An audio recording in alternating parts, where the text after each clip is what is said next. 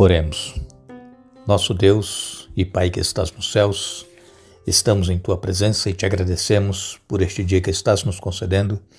Te agradecemos pela vida, por tudo que tens feito por nós e te agradecemos por estes momentos que vamos agora estudar a Tua Palavra. Que Teu Espírito Santo esteja presente na mente e no coração de cada um de nós, nos ajude a entendermos a Tua Palavra e tomar a decisão de colocar em prática em nossa vida.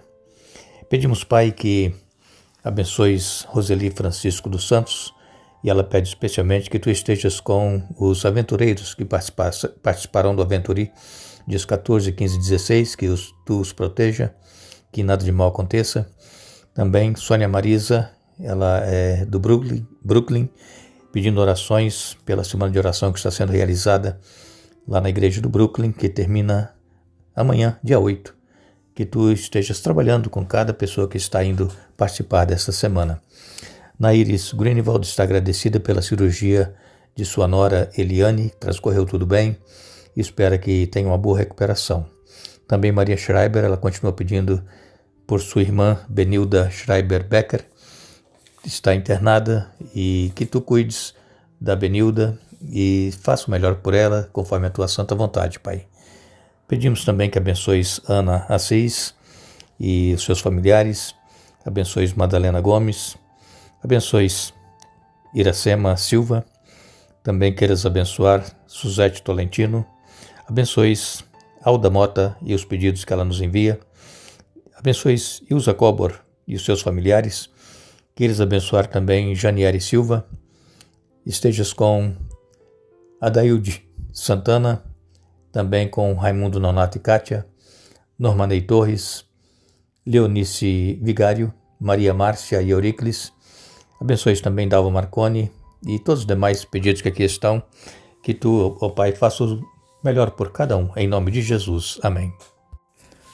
Já estamos concluindo a nossa primeira semana do mês de novembro. O ano está chegando ao seu final e com certeza nós já estamos fazendo planos, e preparativos para o final de ano, e deveremos sempre ser gratos a Deus por cada dia e também por cada ano que nós vencemos. Isso é bênção que Deus nos concede. Nós agradecemos a todos vocês que estiveram conosco essa semana estudando a Bíblia. Nós estamos estudando o livro de Josué e lembrando que amanhã nós vamos ter o nosso quadro Hora Tranquila Responde, e temos sempre recebido perguntas e aos sábados estaremos trazendo as respostas para vocês. Durante esta semana estudamos aqui o capítulo 7 de Josué e aqui nós encontramos o inimigo interno. Esse inimigo interno não era nenhuma pessoa de outros povos que estava infiltrado lá no povo de Israel, mas era o próprio israelita que estava trazendo problemas e estava em pecado e trouxe consequências graves para o povo de Israel. E isso nós vimos então neste capítulo 7, onde fala sobre o pecado de Acã. E começamos também o capítulo 8, mas nós queremos aproveitar hoje e frisar que Deus, Ele sempre nos dá a oportunidade para nós nos arrependermos antes que venha alguém e traga provas dizendo que nós estamos fazendo isso, fazendo aquilo e que estamos quebrando os mandamentos de Deus, estamos em pecado. E quando nós então apenas admitimos que realmente nós estávamos fazendo aquilo, isso não quer dizer que nós nos arrependemos. O arrependimento ele vem antes, quando começaram a procurar descobrir com quem estava o pecado no meio do povo de Israel, depois que eles perderam aquela batalha contra os habitantes de Ai. Então Acã deveria ter procurado Josué e confessado, teria sido perdoado, mas ele esperou até quando chegou nele, aí não tinha mais para onde correr, e ele disse: realmente eu pequei, eu peguei uma capa babilônica, peguei prata, peguei ouro, estão escondidos lá embaixo da minha tenda, e Josué mandou algumas pessoas lá e eles realmente encontraram, e aí a consequência foi a morte de Acã com seus familiares, os seus animais, foram apedrejados, mortos e depois queimados. E nós, no início da semana, falamos aqui que quando nós estamos em pecado, quando nós estamos fazendo alguma coisa escondida, pensando que ninguém está vendo, isso traz problema não somente para a pessoa que está em pecado, traz problemas também para a família, para o esposo ou para a esposa e também para a igreja. Enfim, o pecado, ele traz graves consequências. E eu disse para vocês que Deus, ele detesta o pecado. O pecado, ele é ofensivo a Deus. Mas não há pecado que Deus não perdoe se for confessado com sinceridade de coração. Deus, ele ama o pecador. Deus, ele ama cada um de nós. Mas se nós estivermos em pecado, Deus não nos odeia, ele odeia o pecado. E o que Deus deseja? Que nós nos arrependamos, que nós confessemos, sejamos perdoados e continuemos a nossa caminhada espiritual. Não é porque nós caímos em pecado e as pessoas ficaram sabendo que nós vamos agora viver nos escondendo ou deixar de ir à igreja ou deixar de participar das atividades. Não, se nós confessamos e fomos perdoados, as pessoas ficaram sabendo, não tem problema. Por quê? Porque todos caem. Nós temos que levantar a cabeça e continuar seguindo, marchando. E foi o que o povo de Israel fez, que foi no início do capítulo 8 que nós lemos com vocês essa semana. Depois que Acã e os seus familiares foram eliminados, aí Deus mandou Josué ir atacar os habitantes de Ai. Aí Deus estava à frente da batalha. Então a vitória, ela vem do Senhor. Para o povo de Israel daquela época e para nós hoje também, individualmente, a vitória vem do Senhor. Nós não temos poder nenhum em nós não temos força nenhuma em nós para vencermos o inimigo. Quem vence é Jesus. Para isso, irmãos, para nós resistirmos, nós temos que usar a armadura do cristão. E o apóstolo Paulo, ele detalha muito bem, lá em Efésios, no capítulo 6, a armadura que nós precisamos usar. Mas, infelizmente, o que acontece com a maioria dos cristãos é que são cristãos apenas de nome. São membros da igreja, mas não estudam a Bíblia, que é a espada do Espírito, não oram, não usam o escudo da fé, não usam o capacete da salvação, não usam a couraça da justiça de Jesus, não usam o cinto que nos protege. Também a calçar os pés na preparação do Evangelho da Paz são objetos da armadura que precisamos usar. E não é somente usar uma dessas peças, é usar toda a armadura.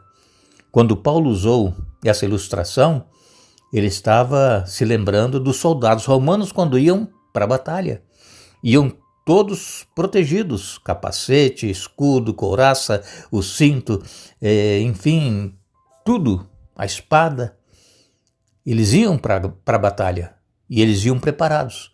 Então, irmãos, essa batalha que nós estamos enfrentando, ela é diária e ela é constante e nós não nos livramos dela se nós confiarmos em nós mesmos. Nós precisamos buscar em Jesus a força para sermos vitoriosos.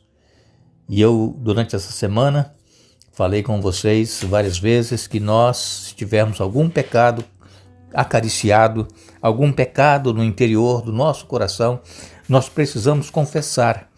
Porque se nós não confessarmos, nós não iremos estar com Jesus nos céus.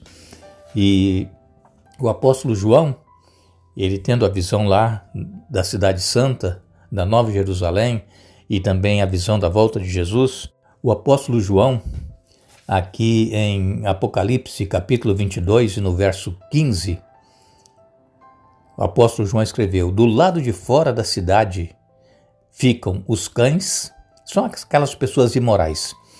Ficam os feiticeiros, os sexualmente impuros, os assassinos, os adoradores de ídolos e todos que gostam de praticar a mentira.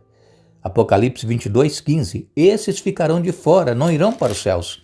Também em Apocalipse 21, capítulo 21, verso 8, diz assim: mas os covardes, os incrédulos, os corruptos, os assassinos, os sexualmente impuros, os que praticam feitiçaria, os adoradores de ídolos e todos os mentirosos estão destinados ao lago de fogo que arde com enxofre.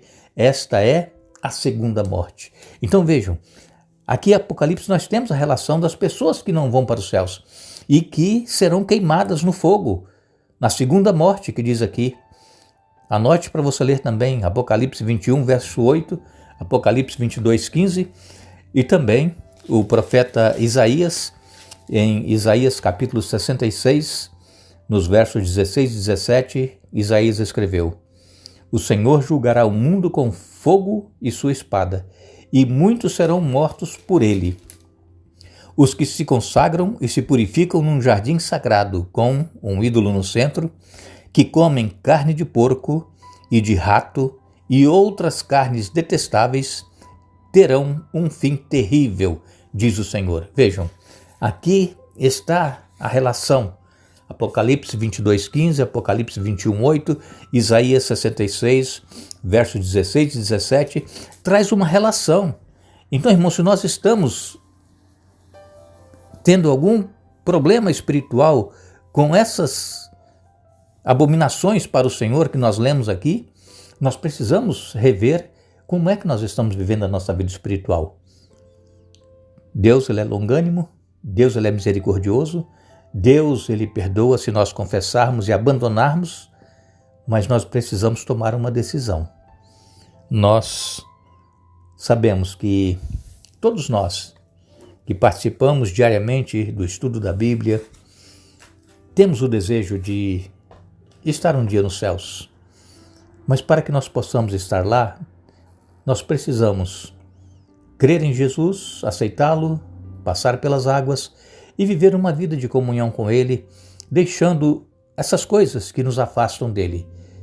Caminhar com Ele. Jesus disse: se alguém quiser vir após mim, negue-se a si mesmo. Tome a sua cruz dia a dia e então siga-me.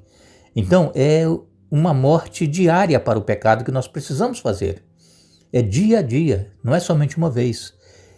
Então, se alguém quer vir após mim, negue-se a si mesmo. O que é negar a si mesmo? É deixar essas coisas que nós gostamos de fazer e que é pecado, que nos afasta de Deus. Isso é negar a nós mesmos. É nos entregarmos completamente a Jesus e deixar que Ele faça de nós um novo vaso para a honra e glória do seu nome. Nós agradecemos a todos vocês que estiveram conosco hoje, estudando a Bíblia e também durante a semana. Estaremos novamente juntos no domingo, se Deus nos permitir, continuando o estudo do livro de Josué. Amanhã nós traremos algumas respostas das perguntas que são feitas. Desejamos a vocês um bom dia, um feliz dia da preparação e continuemos buscando a presença de Deus cada dia e que sejamos vitoriosos pelo poder de Jesus em nós. Que Deus nos abençoe.